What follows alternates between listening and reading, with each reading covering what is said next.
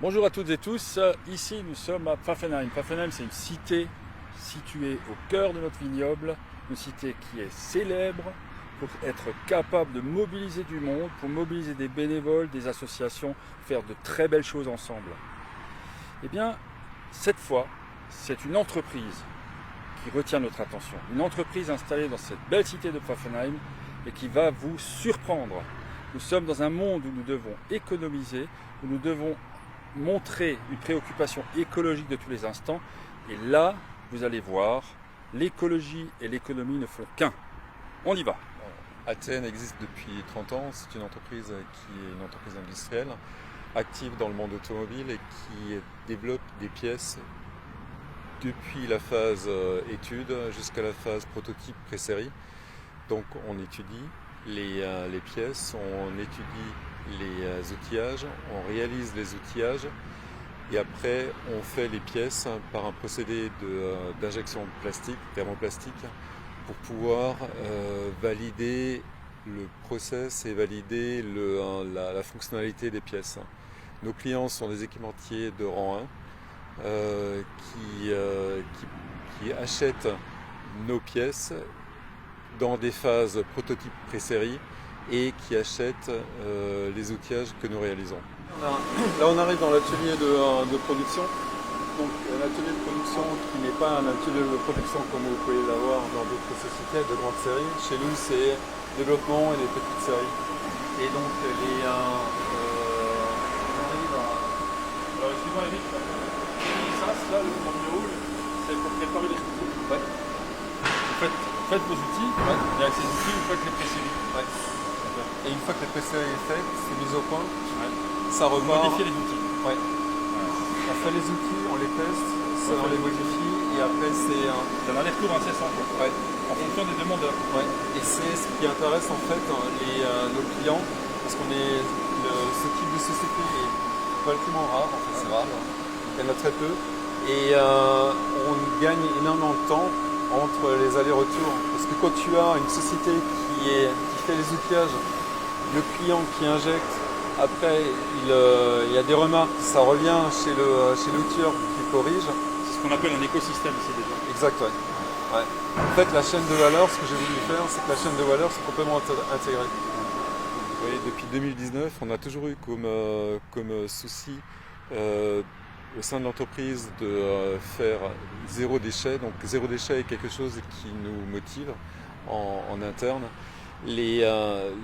L'impact environnemental de nos activités doit être la plus faible possible et c'est dans ce contexte qu'on a développé une solution de réemploi pour la restauration à emporter. C'est-à-dire que nous avons développé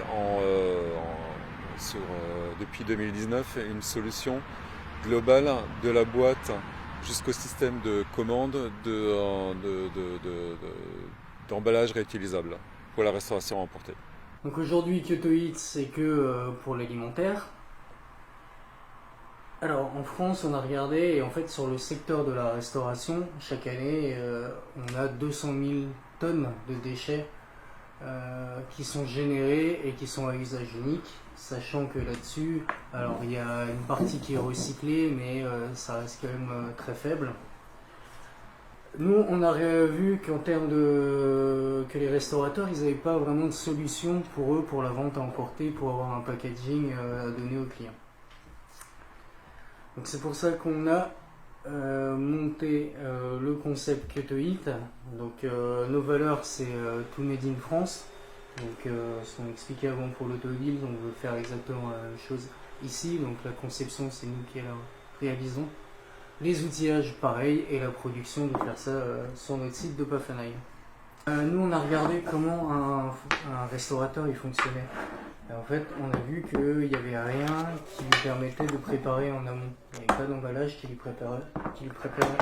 permettait de préparer en amont ses plats. Donc en fait, on a voulu des compartiments à l'intérieur. Pourquoi? Moi, je suis client, je viens pendant l'heure de rush, je veux mon bento, je veux pouvoir l'assembler rapidement. Donc là, en fait, le restaurateur, il peut préparer sa viande, sa salade en amont. Il faut réfléchir tout un écosystème, quoi. Donc, c'est comment je gérer, fais pour ramener, enfin, comment faciliter la vie de l'utilisateur pour pouvoir le ramener, ou l'utilisateur, comment faciliter la vie de l'utilisateur pour commander, et comment faciliter la vie du restaurateur pour que l'emballage puisse être ramené.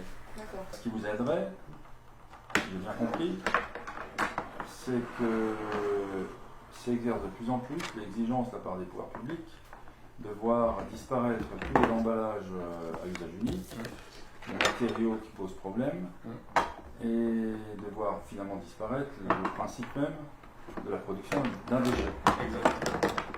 Grâce à France Relance, nous avons pu développer notre produit qui répond aux enjeux de demain et aux nécessités de ne plus rien jeter.